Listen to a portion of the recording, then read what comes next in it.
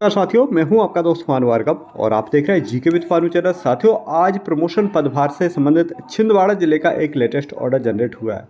तो साथियों, आप सभी की डिमांड भी थी कि छिंदवाड़ा जिले से रिलेटेड जानकारी लेकर के आइए प्रमोशन और पदभार से। तो साथियों, इस वीडियो में हम जानेंगे और इसमें हम एक बड़ी अपडेट भी देखेंगे कि जो माध्यमिक शिक्षक है वो उच्च माध्यमिक शिक्षक के लिए बीएड आवश्यक है या डीएड आवश्यक है। तो साथियों, आप वीडियो को लास्ट तक जरूर देखिएगा और किस फॉर्मेट पर जानकारी मंगाई गई है और कितनी तारीख तक यह जानकारी जमा करना है।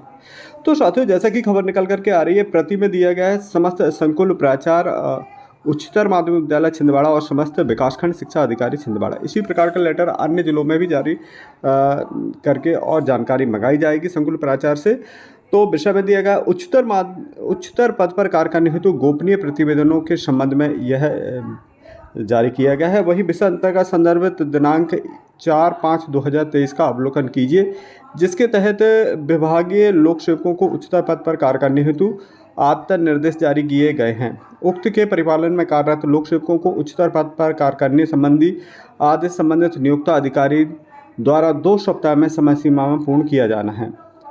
उक्त के अनुपालन में आपके अधीनस्थ कार्यरत कर्मचारी कार्यरत रहे समस्त संवर्ग के लोक सेवकों की वर्ष 18-19, 19-20, 20-21, 21-22 और 22-23 31 मार्च 2023 को समाप्त होने वाली अवधि की मूल गोपनीय प्रतिवेदन, जो कि यथा उच्चतर माध्यमिक शिक्षा हेतु राजपत्रित गोपनीय चरित्रावली प्रारूप में माध्यमिक शिक्षक, उच्च श्रेणी शिक्षक, व्यायाम शिक्षक, संवर्गीय पदों पर संचालनालय के पत्र क्रमांक 20/4/2023 के निर्धारित प्रारूप अनुसार प्राथमिक और शिक्षक सहायक शिक्षा के संवर्ग हेतु पूर्व निर्धारित प्रपत्र में ही संबंधित को गोपनीय चरित्रावली का संधारण निर्देशानुसार आगामी 2 सप्ताह में अनिवार्य रूप से करेंगे। वहीं अगला पॉइंट दिया है, अतएव वर्तमान संलग्न निर्धारित प्रपत्र में आपके अधीनस्थ पदस्थ निम्न संवर्ग के लोक सेवकों की उच्च पद हेतु प्रस्ताव प्रमाणीकरण निर्धारित प्रपत्र में लोक सेवा अभिलेख अनुसार निम्नांकित योग्यता एवं अर्हता धारित शिक्षकों के प्रस्ताव एक्सेल सीट एवं हार्ड कॉपी में तैयार करेंगे।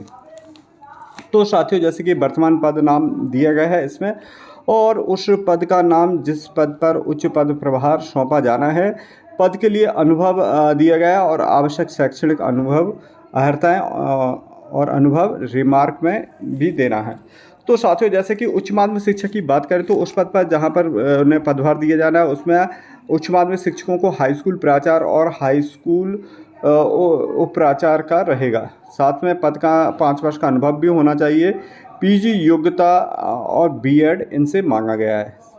संचालनालय स्तर से जारी 2022 वरिष्ठता सूची अनुसार क्या है, तो वो माध्यमिक शिक्षक की बात करें तो यहाँ पर उच्च माध्यमिक शिक्षक के पद पर प्रभार मिलेगा उन्हें, और जो अनुभव 5 वर्ष का यानी माध्यमिक शिक्षक के पद पर 5 वर्ष का अनुभव भी होना चाहिए। संबंधित विषय में पीजी और बीएड या समकक्ष माना गया है।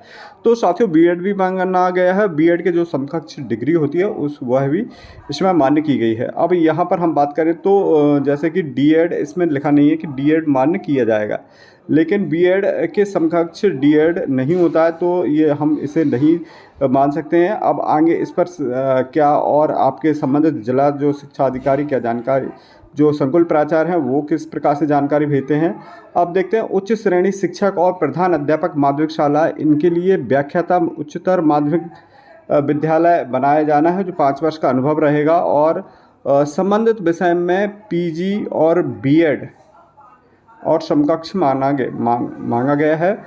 और साथियों, अगला माध्यमिक शिक्षक जो हैं उनके लिए जैसे कि माध्यमिक शिक्षक को प्रधान अध्यापक माध्यमिक शाला का भी प्रभार मिल सकता है, और 5 वर्ष का अनुभव है। स्नातक, पीजी और बीएड या समकक्ष रहेगा।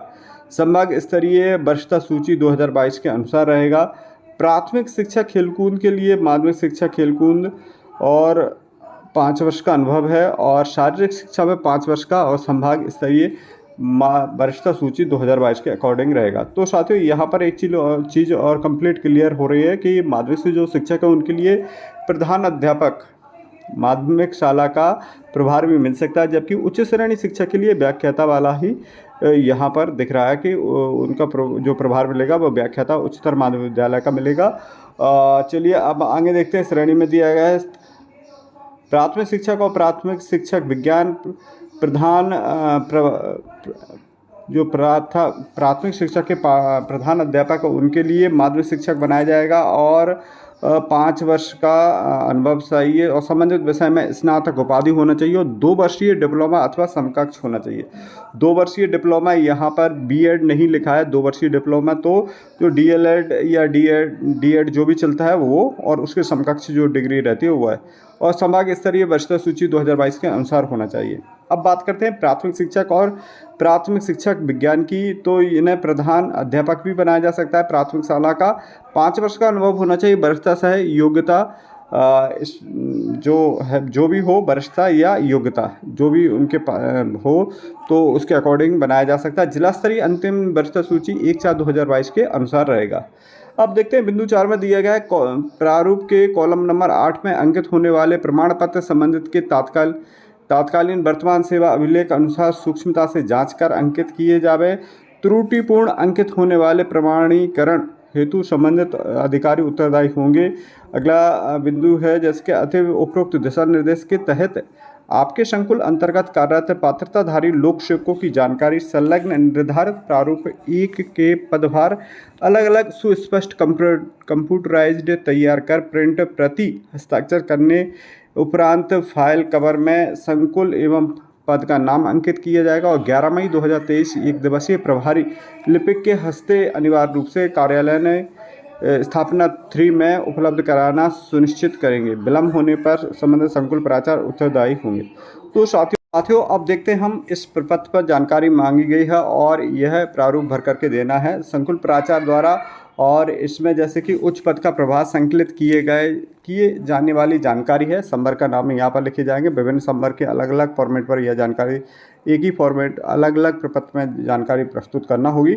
1/4/2022 की स्थिति में सूची में सरल क्रमांक राज्य एवं संभाग स्तर पर, जिला स्तर पर तो वो अंकित करना है। लोक सेवक का नाम लिखना है, यानी राज्य स्तर का जो उच्च माध्यमिक शिक्षक है उनकी जानकारी जाएगी। संभाग स्तर से जो यूडीटी है और माध्यमिक के एचएम है और साथ में माध्यमिक शिक्षक है उनकी जानकारी, और प्राथमिक शिक्षक और सहायक शिक्षकों की जानकारी जाएगी जिला स्तर से। तो यहाँ पर ऑब्लिक करके लिखा है।